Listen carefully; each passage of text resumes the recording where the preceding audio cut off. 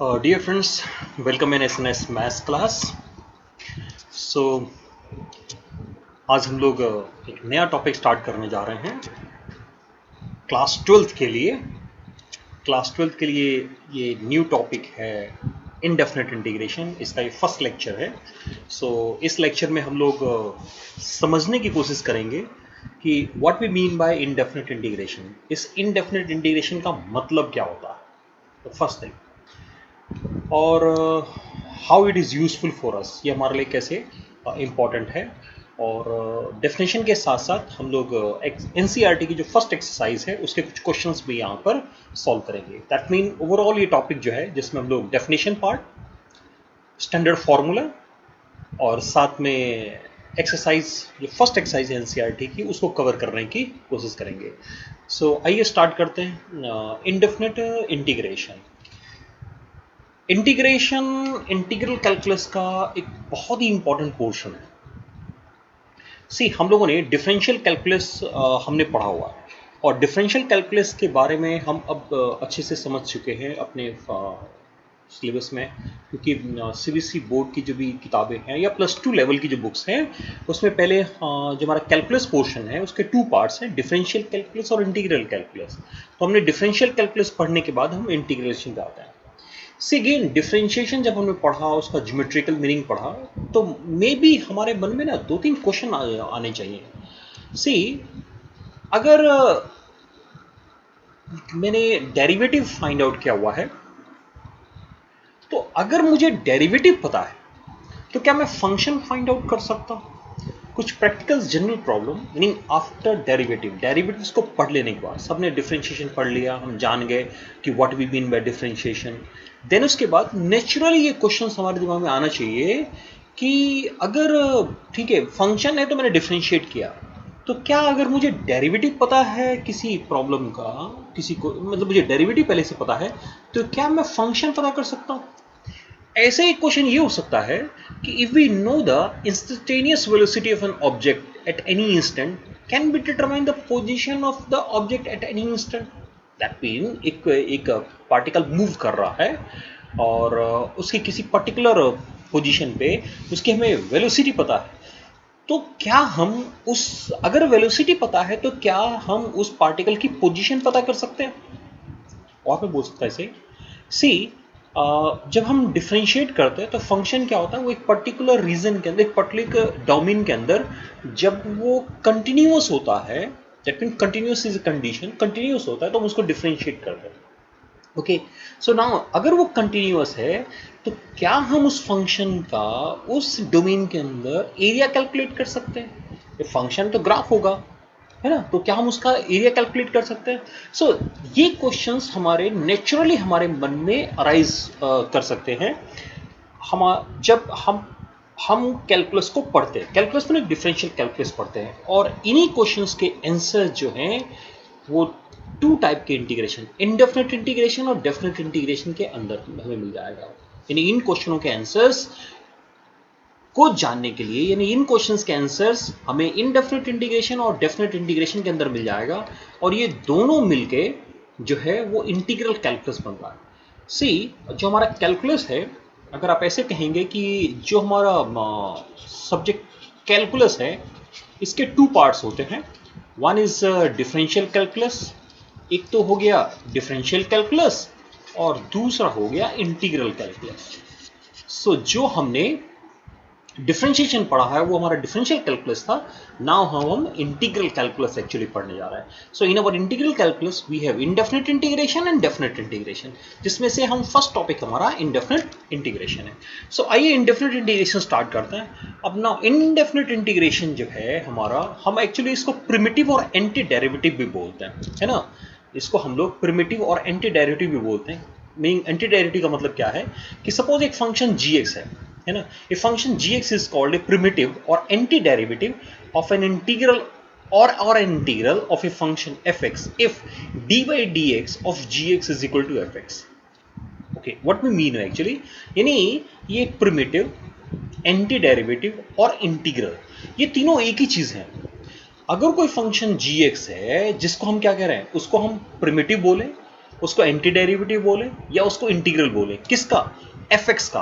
अगर gx का derivative fx, अगर gx का डेरिवेटिव fx आता है तो उस केस में gx हमारा एक्चुअली fx का इंटीग्रल कहलाएगा, प्रिमिटिव कहलाएगा और एंटी डेरिवेटिव कहलाएगा। ओके, जैसे एग्जांपल के लिए लेट अस से वन मोर, हम एक एग्जांपल ले लेते हैं इसमें। एक एग्जांपल लेते हैं। एग्जाम्पल के लिए कोई भी एक फंक्शन जिसका हमें डेरिवेटिव पता है। फॉर एग्जाम्पल सपोज हमने क्या किया, हमने डिफरेंशिएट किया एक्स स्क्वायर को। ओके, अगर हम एक्स स्क्वायर को डेरिवेटिव डिफरेंशिएट करते तो क्या होता है? वी आर गेटिंग 2x ना, we are getting 2x। So x square का ये 2x क्या है? डेरिवेटिव है। तो इस 2x का एक्स स्क्वायर क्या होगा? रिवर्स प्रोसेस ना। 2x का एक्स स्क्वायर जो है वो एंटी डेरिवेटिव है और प्रिमिटिव है और इंटीग्रल है।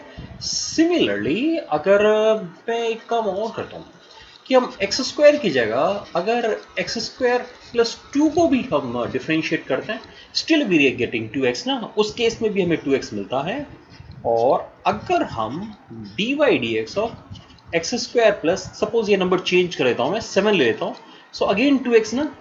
इट मीन कि अगर हम डिफरेंशिएट कर रहे हैं और एक्स स्क्वायर के साथ कोई कांस्टेंट आ जाता है तो 2x ही आएगा। Okay, so in all these cases, चाहे एक्स स्क्वायर है, चाहे एक्स स्क्वायर प्लस 2 है, एक्स स्क्वायर प्लस 7 है, that mean x square plus constant. अगर x square plus 7 x square plus constant को डिफरेंशिएट कर रहे हैं तो 2x आ रहा है। दैट मीन 2x का जो एंटी डेरिवेटिव और इंटीग्रल है वो सिंपली एक्स स्क्वायर या एक्स स्क्वायर प्लस 2 नहीं, बल्कि उसको हम x square c, let us say x square c. That means अब c यहां पर एक कांस्टेंट हो गया जिसकी वैल्यू मुझे नहीं पता, यानी अभी हमें नहीं पता।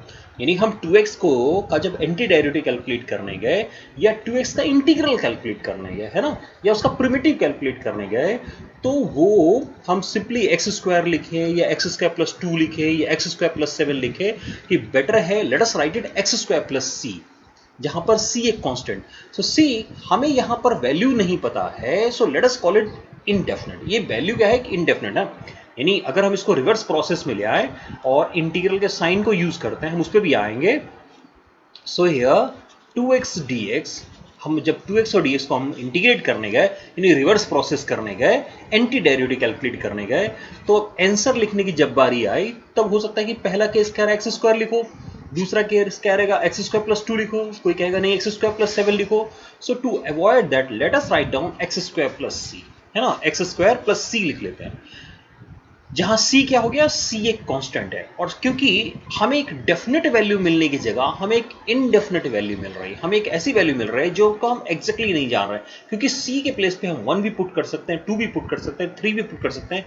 हम कोई भी रियल नंबर c के प्लेस पे पुट करेंगे तब भी हमारा 2x का एंटी डेरिवेटिव सही निकल के आएगा। Okay, so that is the reason कि we are calling it indefinite, हम इसको इनडेफिनेट कह सकते हैं। और एक चीज और हमने यहां महसूस किया कि इंटीग्रेशन क्या है? एक तरह से रिवर्स प्रोसेस ऑफ डिफरेंशिएशन है। यानी हम इंटीग्रल कैलकुलेट कर रहे हैं और ये प्रोसेस, जिस प्रोसेस से हम एंटी डेरिवेटिव कैलकुलेट करते हैं, that process is known as integration. उसी प्रोसेस को हम लोग इंटीग्रेशन का, और यहां हम क्या महसूस कर रहे हैं कि integration is a reverse process of differentiation. वो डिफरेंशिएशन का सिंपली एक रिवर्स प्रोसेस है। Okay, so now let us give it formal definition. एक फॉर्मल डेफिनेशन पे आते हैं कि हम कैसे इसको डिफाइन करेंगे। सो अगर fx एक फंक्शन है then the family of all its anti derivative. अब यहां हम फैमिली क्यों बोल रहे हैं? प्रीवियस एग्जांपल में आपने देख लिया कि हम एक c ऐड कर रहे हैं और c के प्लेस पे हम infinite numbers value, infinite values put कर सकते हैं। तो एक आंसर नहीं है बल्कि एक फैमिली के फॉर्म में आंसर मिल रहा है, हमें बहुत सारे आंसर एक साथ मिल रहे हैं। तो let fx be a function then the family of all its anti derivatives is called the indefinite integration of fx denoted by this sign. This is the important sign ना। यानी अगर हम fx कोई फंक्शन है तो उसकी जो family है, फैमिली ऑफ एंटी डेरिवेटिव, उसको हम लोग इनडेफिनेट इंटीग्रेशन बोलते हैं और उसको हम लोग डिनोट करने के लिए हम ये साइन यूज करते हैं। अब यहां पर एक साइन में इंपॉर्टेंट आ गया कि हमने एक तो ये यूज किया, देन हम लिख रहे हैं फंक्शन जिसका हमें इंटीग्रल कैलकुलेट करना है, एंड देन dx। तो इसका जो पढ़ने का तरीका हो गया, हम ये कहेंगे कि this is the integration of fx with respect to x। यानी तीन चीजें यूज हो रही हैं, एक ये साइन यूज हो रहा है, एक फंक्शन हमारे पास है, और एक हम किसके रेस्पेक्ट में इंटीग्रेट कर रहे हैं। ये जो इंटीग्रेशन का साइन है ये कुछ और नहीं, ये एक्चुअली एस है, क्योंकि इंटीग्रेशन एक तरह का समेशन होता है जो हम डेफिनेट इंटीग्रेशन में लर्न करने वाले हैं कि इंटीग्रेशन एक्चुअली क्या है, एक्चुअली एक तरह का समेशन है। लेकिन क्योंकि अभी हम इनडेफिनेट इंटीग्रेशन लर्न कर रहे हैं तो हम लोग उसको थोड़ा सा कंफ्यूज नहीं होंगे और डेफिनेट इंटीग्रेशन के पार्ट को इंक्लूड नहीं करने वाले हैं। तो ये समेशन का जो एस है ना उसी को लिखने का तरीका है और ये इंटीग्रेशन का सिंबल हो गया हमारा। ओके, और ये dx लिखने का मतलब ये हुआ कि हम इस फंक्शन को with respect to x differentiate कर रहे हैं। ओके, सो यहाँ पर थोड़ा सा ठीक कर देंगे आप, सी है, यानी अब ये डेफिनेशन में क्योंकि हमने ऑलरेडी लिख भी दिया है पहले, तो लेट मी रिपीट इट ना। यानी अब इसको मैं ऐसे बोल सकता हूँ कि अगर हम क्या करते हैं gx प्लस सी इसका डिफरेंशिएट करते हैं और डिफरेंशिएशन fx आता है, सी fx आता है, तो हम क्या बोलेंगे कि fx dx का इंटीग्रेशन जो है वो सिंपली gx प्लस सी आएगा। ओके, यानी क्या कह रहे हैं हमने क्या कहा कि अगर gx प्लस सी को हम डिफरेंशिएट करेंगे तो fx आएगा, तो fx को जब इंटीग्रेट करेंगे तो gx प्लस सी आएगा। That means simply the reverse process of differentiation. Okay, reverse process of differentiation. एक चीज और यहां पर क्लियर हो सकता है, यहां हम एक चीज और नोटिस करेंगे कि इंटीग्रेशन पता होने के लिए मुझे डिफरेंशिएशन आना चाहिए ना। अब सी हियर, gx को हम डिफरेंशिएट करके fx लाते हैं तो fx को इंटीग्रेशन करके हमें gx पर है, तो हमारे वो जो भी फॉर्मूले डेरिवेटिव के हैं वो हमारी हेल्प कर देंगे इंटीग्रेशन के फॉर्मूला बताने में। Okay, so let us come to the first before we go to the standard results, कुछ स्टैंडर्ड रिजल्ट्स हम लोग फाइंड आउट करें, एक थोड़ा सा ज्योमेट्रिकल मीनिंग भी समझने की कोशिश करते हैं कि इनडेफिनेट इंटीग्रेशन का ज्योमेट्रिकल मीनिंग क्या है। उसके लिए मैंने एक छोटा सा एग्जांपल ले लिया है, एक ये केस डिस्कस करने के लिए कि अगर हमारे पास कोई फंक्शन है, सपोज एक फंक्शन है 2x। ओके, तो हमने इसको इंटीग्रेट किया, सी एक्स स्क्वायर का डेरिवेटिव टू एक्स आता है, तो इसका मतलब 2x को और हम इंटीग्रेट करेंगे, 2x को इंटीग्रेट करेंगे तो हमें एक्स स्क्वायर प्लस सी आएगा। नहीं, let me repeat it, we know that कि अगर हम क्या करते हैं कि एक्स स्क्वायर प्लस सी को डिफरेंशिएट करते हैं तो 2x आता है, तो इसका मतलब हम ये लिख सकते हैं कि अगर हम 2x को इंटीग्रेट करेंगे तो हमें एक्स स्क्वायर प्लस सी आएगा।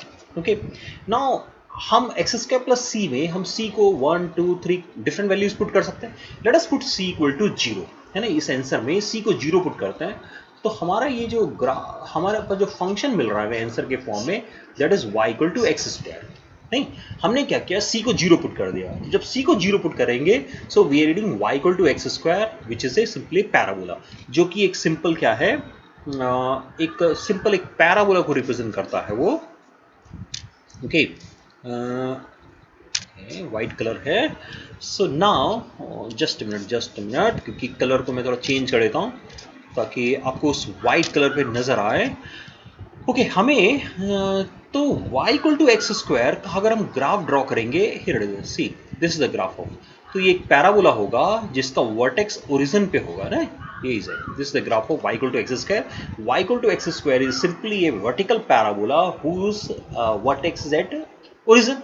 सिमिलरली अब अगर c को 1 पुट करेंगे so we are getting x square plus 1 y की वैल्यू, और अगर माइनस पुट करेंगे c को तो x square minus 1। So see अगर हम +1 या -1 पुट करते हैं तो उसका वर्टेक्स क्या करता है, शिफ्ट कर जाता है ना। सो एक्स स्क्वायर प्लस 1 का ग्राफ जो है वर्टेक्स जो है वो 1 पे शिफ्ट कर जाएगा, इट इज 0 1, और अगर आप एक्स स्क्वायर -1 लेंगे तो उसका ग्राफ जो है वो 0 -1 पे शिफ्ट कर जाएगा।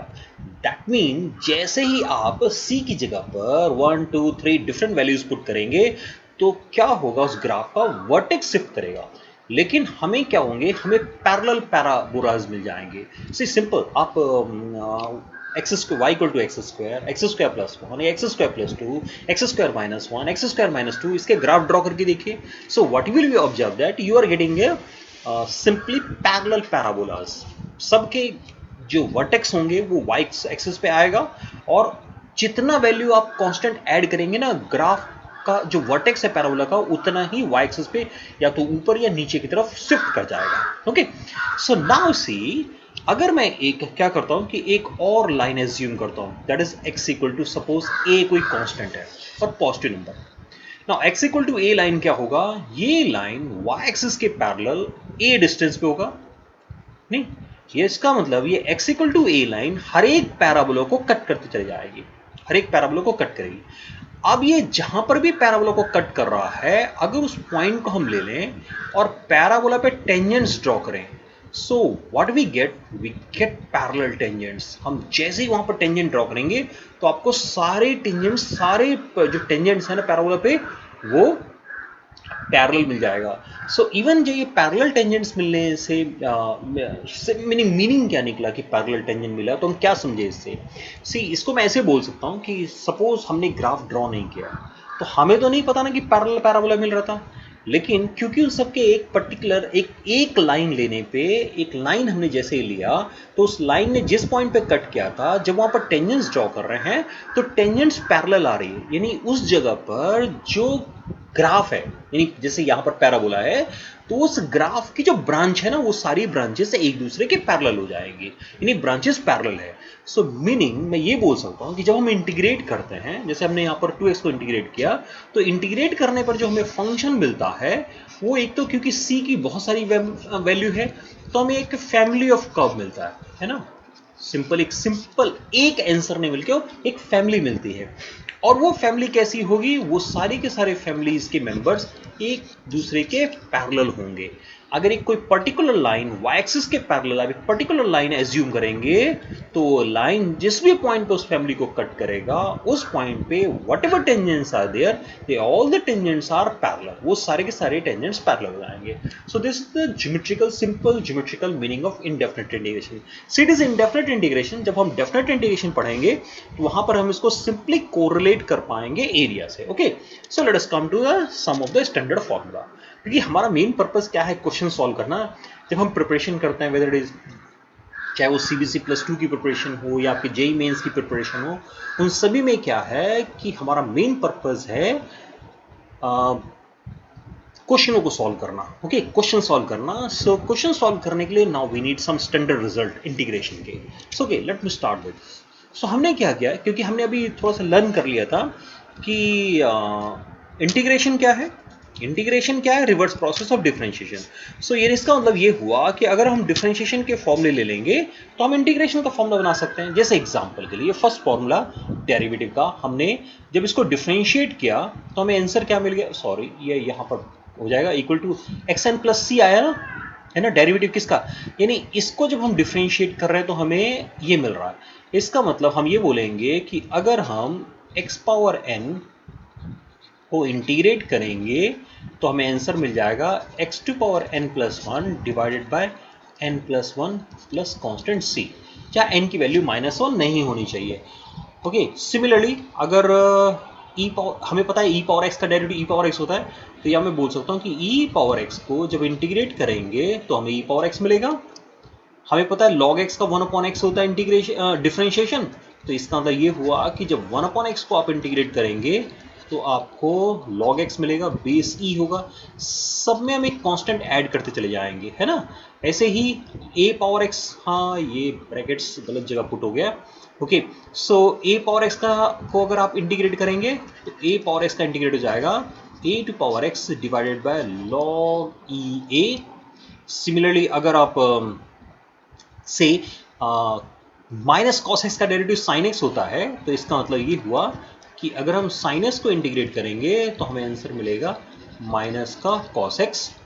यानी जो भी फॉर्मूले हमारे पास डिफरेंशिएशन के फॉर्मूले हैं, उन फॉर्मूलों में सिर्फ क्या किया जा रहा है कि डेरिवेटिव के साइन को दूसरी साइड में ले जाके इंटीग्रेशन का साइन लगा दे रहे हैं और हमें एक आंसर मिल जा रहा है सी हियर सेकंड में। तो यानी हम ये कह सकते हैं कि क्योंकि सेकंड स्क्वायर एक्स का इंटीग्रेशन सेकंड स्क्वायर एक्स का डेरिवेटिव 10x होता है, नहीं ये थोड़ा गड़बड़ हो गया है ना, 10x का डेरिवेटिव, सी हियर यहाँ करेक्शन कर देते हैं, ये टाइपिंग मिस्टेक है, 10 स्क्वायर एक्स का डेरिवेटिव सेकंड स्क्वायर एक्स होता है। सो हियर अगेन हम सेकंड स्क्वायर एक्स को जब इंटीग्रेट करेंगे तो हमें 10x मिलेगा यहाँ असल में इंटीग्रेशन का फॉर्मूला लिखा गया है ये, सी हियर अगेन, यहाँ भी थोड़ा सा करेक्शन कर लेना है कि ठीक है, माइनस कॉटेक्स का इंटीग्रेशन कॉसिकेंट स्क्वायरस होता है, तो हियर आई कैन से कि ऐसे ही जब हम कॉसिकेंट स्क्वायर एक्स को इंटीग्रेट करेंगे तो हमें माइनस का कॉटेक्स मिल जाएगा। सी हियर सेकेंड एक्स का integration second x ten x होता है, डिफ्रेंशिएशन सेकेंड एक्स का ना, तो सेकेंड एक्स टेन एक्स को जब आप इंटीग्रेट करेंगे तो आंसर आएगा secant x. See, in each and every case just add a constant, and similarly हम माइनस cosecant x का डेरिवेटिव cot x और cosecant x होता है, तो बस यहाँ पर इंटीग्रेशन का साइन लगा देंगे तो ये आंसर आ जाएगा। Meaning as far as the standard result is concerned, तो हमने डेरिवेटिव के जो हमारे स्टैंडर्ड रिजल्ट थे कौन कौन सा था, x पावर n का था, उसके कॉरस्पॉन्डिंग हमने इंटीग्रेशन का लिख लिया, e power x log x a power x, then 6 trigonometrical. Okay, see few more अगर ऐड करना हो तो हम कुछ और रिजल्ट ऐड कर सकते हैं, जैसे हमें ये साइन इनवर्स का, टेन इनवर्स का और सेकेंड इनवर्स के हमें डेरिवेटिव पता है, तो इसी तरह से हम क्या करेंगे, इंटीग्रेशन के लिए इंटीग्रेशन के साइन को दूसरी साइड में लेते जाएंगे, तो हमारे पास ये फॉर्मूला बन जाएगा, है ना। यहाँ पर क्या करना है, 1 plus x square d x को अगर आप इंटीग्रेट करेंगे तो सिंपली आ जाएगा tan inverse x plus c. Similarly 1 upon x under root x square minus 1, इसको अगर हम इंटीग्रेट करेंगे तो हमारा आंसर आ जाएगा सेकेंड इनवर्स एक्स। यानी सिंपल, अभी जो whatever standard formulas are there ना, you just note down all the formula of derivative, differentiation के सारे फॉर्मूले नोट कर लीजिए और आंसर की तरफ इंटीग्रेशन का साइन लगा दीजिए, दूसरी साइड से डिवाइड हटा लीजिए। तो यानी ऐसे कहेंगे, इस डिवाइड को यहाँ से हटा के यहाँ हमने इंटीग्रेशन का साइन लगा दिया तो हमारे पास आंसर मिल गया। नहीं, अगर two functions f x g x के, उसका प्लस का या माइनस को का अगर हम इंटीग्रेशन करना चाह रहे हैं तो हमको अलग अलग करके एफ एक्स को इंटीग्रेट कर लेंगे और जी एक्स को इंटीग्रेट कर लेंगे।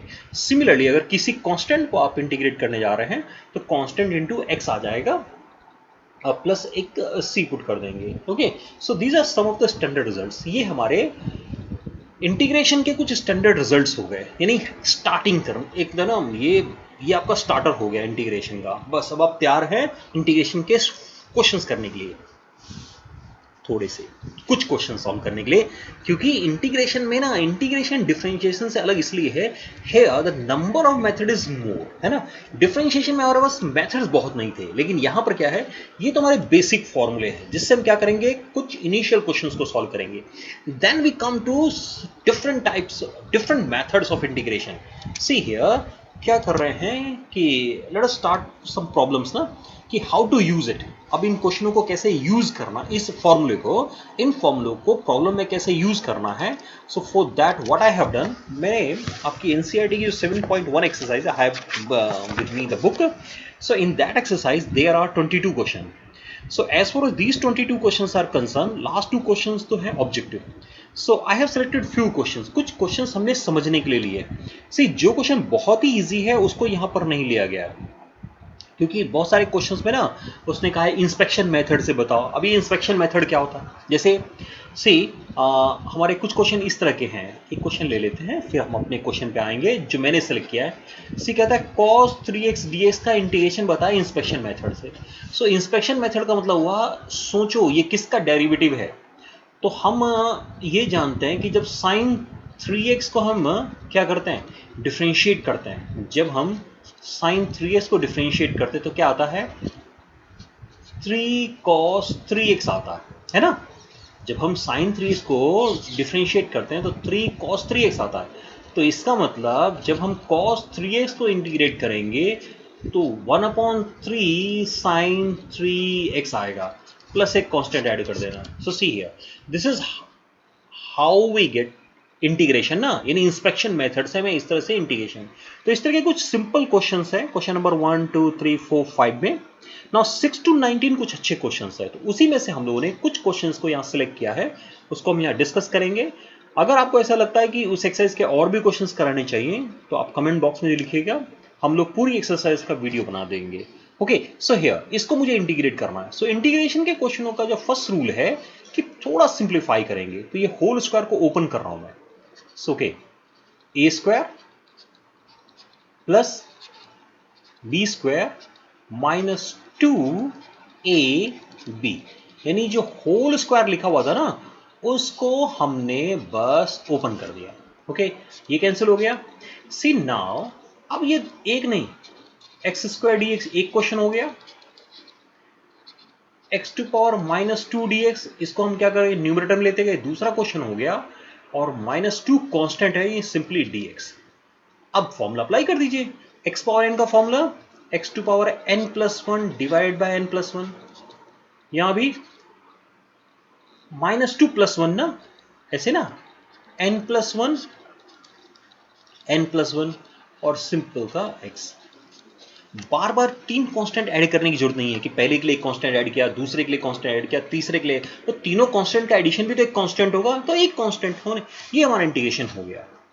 सी, अब इस क्वेश्चन को पिक करने से मेरा मतलब है, इंटीग्रेशन के क्वेश्चंस में डिफरेंशिएशन में आप डायरेक्ट स्टार्ट कर सकते थे, है ना, क्योंकि वहां पर एक चेन रूल था, है ना, वहां पर एक चेन रूल था। इसको मैं ऐसे कह रहा हूं, डिफरेंशिएशन अगर इंटीग्रेशन से लड़ने आया ना दीवार फिल्म की तरह, तो जैसे डिफरेंशिएशन कह सकता है कि आई कैन डिफरेंशिएट एवरीवन।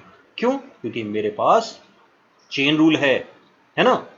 लेकिन इंटीग्रेशन के पास चेन रूल जैसी कोई चीज नहीं है, तो हम डायरेक्ट इंटीग्रेट करने की जगह पे हम क्या करेंगे, वी स्टार्ट सिंप्लीफिकेशन। हम सिंप्लीफिकेशन स्टार्ट करेंगे, है ना, हम सिंप्लीफिकेशन स्टार्ट करेंगे, और इसलिए इंटीग्रेशन में बहुत सारे मेथड की जरूरत पड़ेगी, यानी सिंप्लीफाई करने के डिफरेंट डिफरेंट मेथड। जैसे एक क्वेश्चन की देखिए, अब इस क्वेश्चन को भी डायरेक्ट आप इंटीग्रेट नहीं कर सकते, यानी क्या करना है, मुझे थोड़ा इसको सिंप्लीफाई करना है, और उस सिंप्लीफिकेशन के लिए व्हाट आई हैव सेलेक्टेड, यहां पर हमने क्या किया, इसका फैक्टराइजेशन स्टार्ट किया। सो ओके, अगर हम एक्स स्क्वायर कॉमन करेंगे तो क्या आ जाएगा, एक्स माइनस वन, और ये रहा प्लस का x minus one the whole divide by x minus one d x. Okay, और फैक्टराइजेशन हो जाएगा ये। सो फैक्टराइजेशन में आ गया x square plus one into x minus one the whole divide by x minus one d x, cancelling this. Now simple integration, अब यानी एक्स स्क्वायर प्लस वन को इंटीग्रेट करना है, तो क्या हुआ, सिंप्लीफाई कर रहे हैं ना, सिंप्लीफाई कर रहे हैं, और अब आंसर लिखना आसान हो गया, एक्स स्क्वायर का integration x cube by three, one का इंटीग्रेशन एक्स, बस एक कांस्टेंट ऐड कर दो। आप डायरेक्ट इंटीग्रेट नहीं कर पाएंगे। डायरेक्ट इंटीग्रेशन हमारे बेसिक जो सिंपल क्वेश्चंस हैं और डायरेक्ट फॉर्मूला है उनको छोड़ दें, तो इंटीग्रेशन के हर एक क्वेश्चन में पहले मुझे थोड़ा सिंप्लीफाई करना होगा। चेक कीजिए यहाँ पर, जैसे क्वेश्चन नंबर 19 लिया मैंने, अभी क्या करते हैं, सेक स्क्वायर एक्स को लिखते हैं 1 upon cos square x, and cosecant को लिखते हैं 1 अपॉन साइन स्क्वायर एक्स, यानी क्या बन गया, ये बन गया टेन स्क्वायर एक्स। अब टेन स्क्वायर एक्स का इंटीग्रेशन मुझे नहीं पता है ना, I don't have any formula, तो क्या करते हैं टेन स्क्वायर एक्स को, let us write it sec square x minus one. Tan square को हमने ट्रिग्नोमेट्री का फॉर्मूला यूज किया, sec square x minus one लिखा है, ये स्क्वायर है, sec square x minus one. अब सेक स्क्वायर एक्स का फॉर्मूला पता है, इंटीग्रेशन 10x होता है और 1 का x। सी अगेन, इस क्वेश्चन को इंटीग्रेट करने के लिए हमें क्या करना पड़ा, पहले हमने इसको, क्योंकि ऐसा कोई फॉर्मूला मेरे पास है नहीं, यानी क्वेश्चंस को हम फॉर्मूले की फॉर्म में, जो हमने स्टैंडर्ड रिजल्ट्स लिखे हैं उस स्टैंडर्ड रिजल्ट्स के फॉर्म में रिड्यूस कर रहे हैं। अब टेन स्क्वायर एक्स फॉर्मूला नहीं है इंटीग्रेशन का मेरे पास कोई भी, तो मुझे क्या करना है, मुझे इसको फॉर्मूले जैसा बनाना है, तो उसके लिए मुझे सिंप्लीफिकेशन की टेक्निक चाहिए। अब यहां टेक्निक इसलिए नहीं चाहिए क्योंकि एक सिंपल ट्रिग्नोमेट्री ने मेरी हेल्प कर दी है ना। Okay, see one more, this is the question number 20. see lot of questions are there, हमने उसमें से कुछ अच्छे क्वेश्चंस को सिलेक्ट करने की कोशिश की है, जैसे इस क्वेश्चन को भी आ रहे हैं, यहां से लिखना शुरू कर रहे हैं। ओके, cos से डिवाइड किया तो 2 बाई क्या हो जाएगा, सेकेंड स्क्वायर एक्स, यहाँ 3 साइन बाई कॉस, तो एक साइन को एक कॉस से डिवाइड करेंगे तो क्या आएगा, 10 आएगा, और एक कॉस सेकेंड एक्स बन जाएगा। अब हम इंटीग्रेट कर सकते हैं, कैसे, 2 कांस्टेंट है, सेकेंड स्क्वायर का इंटीग्रेशन 10x होता है, 3 कांस्टेंट है, और 10x sec x का इंटीग्रेशन sec x होता है प्लस, ठीक है। So this is how to integrate ना। सो एक्सरसाइज 7.4 के ये 4 क्वेश्चंस हम लोगों ने यहाँ पर सॉल्व किया है, जैसे एक आइडिया देने के लिए। ओके, ये हमारा फर्स्ट लेक्चर है, इंडेफिनिट इंटीग्रेशन का ये फर्स्ट लेक्चर है, जिसमें हम लोगों ने डेफिनेशन, हमने क्या किया, हमने डेफिनेशन पार्ट को कवर किया है, डेफिनेशन के साथ साथ हमने क्या किया, हमने डेफिनेशन पार्ट के साथ हमने उसके स्टैंडर्ड रिजल्ट्स को नोट किया, और जो बेसिक स्टैंडर्ड रिजल्ट्स थे, क्योंकि रिजल्ट्स अभी और आएंगे, है ना, अगले लेक्चर्स में हम और रिजल्ट्स ऐड करेंगे और फॉर्मूले ऐड करेंगे। देन नेक्स्ट वन इज कुछ हमने एनसीईआरटी के क्वेश्चंस को, और साथ में हमने इंडेफिनिट इंटीग्रेशन की ज्योमेट्रिकल मीनिंग को भी समझने की कोशिश की है। So thank you very much for watching this video of indefinite integration lecture 1। Lecture 2 में हम इससे आगे कंटिन्यू करेंगे, कुछ और क्वेश्चंस करेंगे। सी मेरे पुराने वीडियोस में, जब मैंने कुछ पुराने वीडियोस दिए हुए हैं, उसमें इंटीग्रेशन की बहुत सारी प्रॉब्लम्स को ऑलरेडी सॉल्व किया गया है। उसमें कुछ जेईई मेंस के क्वेश्चंस हैं, कुछ क्वेश्चंस आपके आडिशमा बुक्स के हैं, तो आप उनको यूज़ कर सकते हैं। और सी स्टैंडर्ड फॉर्मूलों के रिजल्ट्स के लिए डिस्क्रिप्शन बॉक्स में टेलीग्राम चैनल का लिंक देने जा रहे हैं, तो उस लिंक पे, टेलीग्राम चैनल पे जाएंगे तो वहाँ पर आपको इंटीग्रेशन के फॉर्मूलों की लिस्ट मिल जाएगी आपको। ओके, तो वहाँ से आप क्या कर सकते हो, उसका पीडीएफ फॉर्म डाउनलोड कर सकते हैं। So again thank you very much for watching this video, keep watching my channel, thanks.